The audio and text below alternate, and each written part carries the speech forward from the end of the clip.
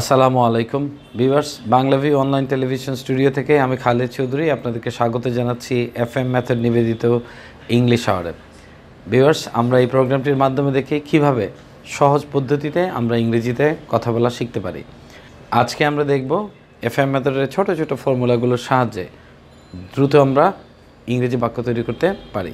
স্ক্রিনে আপনারা একটি মডেল দেখতে পাচ্ছেন, সেটা হচ্ছে preposition plus verb plus ING. অর্থাৎ কখনো যদি কোনো প্রিপোজিশন নেওয়ার দরকার হয় আমাদের, তারপরে যে ভার্ব আসবে ওটার সাথে আমাদেরকে আইএনজি এড করতে হবে। যেমন আমরা যদি বলি যে আমি পত্রিকা পড়ার আগে এই কাজটি করি, পত্রিকা পড়ার পরে এই কাজটি করি, বা পত্রিকা না পড়িয়ে আমি এই কাজটি করি। এই যে বললাম পত্রিকা পড়ার আগে, পত্রিকা পড়ার পরে, বা পত্রিকা না পড়িয়া, এগুলোর জন্য আমাদেরকে প্রিপোজিশন একটা বসাতে হচ্ছে, এবং তারপরে ভার্বটা হচ্ছে পড়া, রিড। এখন এই ধরনের কথাগুলোকে কিভাবে ইংরেজি করতে হবে? তো যদি বলি পত্রিকা পড়ার আগে, তাহলে প্রিপোজিশনটা হবে বিফোর, আর পড়া হচ্ছে রিড। তাহলে আমাদেরকে বলতে হবে এই ফর্মুলা অনুযায়ী বিফোর রিডিং নিউজ পেপার। এখন যদি বলি চা খাওয়ার আগে, তাহলে এই অংশটুকুর ইংরেজি কীভাবে হবে? বিফোর, খাওয়া ইংরেজি হচ্ছে টেক, তাহলে before taking tea. Before take tea বললে হবে না। এখন যদি আমরা বলি যে ঘুমানোর আগে, তাহলে বিফোর স্লিপ না হয় কী হয়ে যাবে? স্লিপিং। একইভাবে যদি আমরা অন্য একটি প্রিপোজিশন ব্যবহার করি যে কলেজে যাওয়ার পরে, তাহলে পরে ইংরেজিটা হচ্ছে আফটার। এই প্রিপোজিশনটা আমাদেরকে বসাতে হবে। আর যাওয়া ইংরেজি হচ্ছে গো, তাহলে আফটার গো আমরা বলতে পারবো না, আমাদেরকে বলতে হবে আফটার গোয়িং। যেহেতু প্রিপোজিশনের পরে যে ভার্ব আসবে ওটার বেস ফর্ম বা প্রেজেন্ট ফর্মের সাথে আমাদের আইএনজি এড করতে হবে। তাহলে বিফোর গোয়িং টু কলেজ। যদি বলি কলেজে যাওয়ার পরে, তাহলে হবে আফটার গোয়িং টু কলেজ। যদি বলি কলেজে না যেয়ে, তাহলে আমরা প্রিপোজিশন হিসেবে বিফোরও নেব না, আফটারও নেব না, আমরা নেব হচ্ছে উইদাউট। তাহলে উইদাউট গোয়িং টু কলেজ। তাহলে আমরা এখানে যা দেখলাম সেটা হচ্ছে যে প্রিপোজিশনের পরে ভার্বের সাথে আমাদের আইএনজি এড করতে হবে। এবার আমরা কিছু বাক্যে এগুলো আমরা অ্যাপ্লাই করে দেখি। আমি যদি বলি পত্রিকা পড়ার আগে আমি পড়তে বসি, তাহলে পত্রিকা পড়ার আগে এটুকু ইংরেজি করতে হবে আগে, পত্রিকা পড়ার আগে।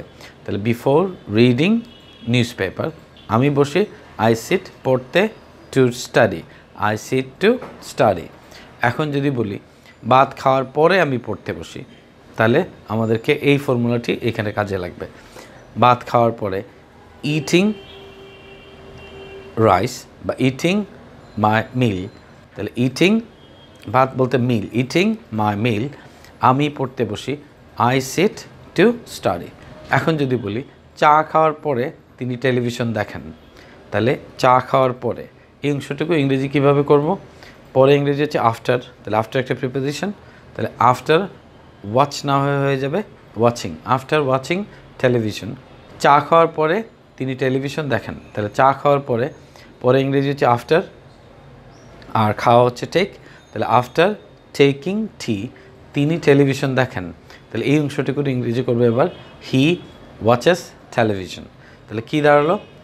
After taking tea he watches television.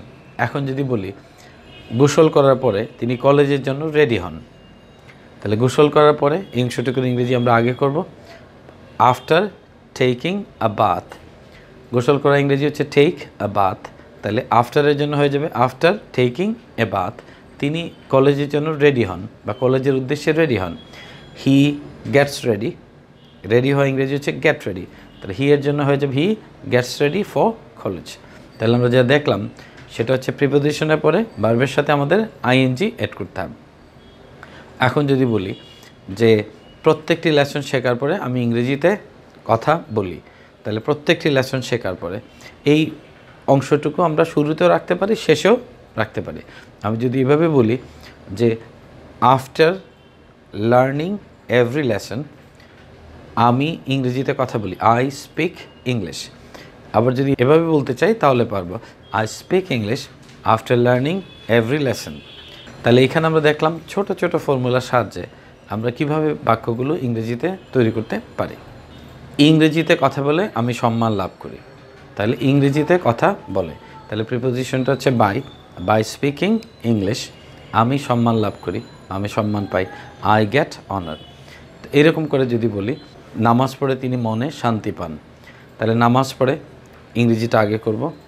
By saying prayer, by হচ্ছে একটা প্রিপোজিশন, বাই সেইং প্রেয়ার তিনি মনে শান্তি পান, he gets piece in his mind. এখানে আমরা যা দেখলাম সেটা হচ্ছে প্রিপোজিশনের পরে ভার্ব নেব, তারপরে আমরা আইএনজি নেব। এখন যদি আমরা বলি ক্রিকেট খেলে তারা অনেক টাকা উপার্জন করে, তাহলে ক্রিকেট খেলে বাই প্লেয়িং ক্রিকেট তারা অনেক টাকা উপার্জন করে, দে earn A lot of money. ঘুম থেকে ওঠার পরে তিনি পার্কে যান, তাহলে ঘুম থেকে ওঠার পরে প্রিপোজিশনটা হচ্ছে আফটার ওয়েকিং আপ তিনি পার্কে যান, হি গোজ টু পার্ক। তারপরে যদি বলি এক্সারসাইজ করার পরে তিনি গোসল করেন, তাহলে এক্সারসাইজ করার পরে after taking exercise, after take exercise বললে হবে না, আফটার টেকিং এক্সারসাইজ তিনি গোসল করেন, হি টেকস হিজ বাথ।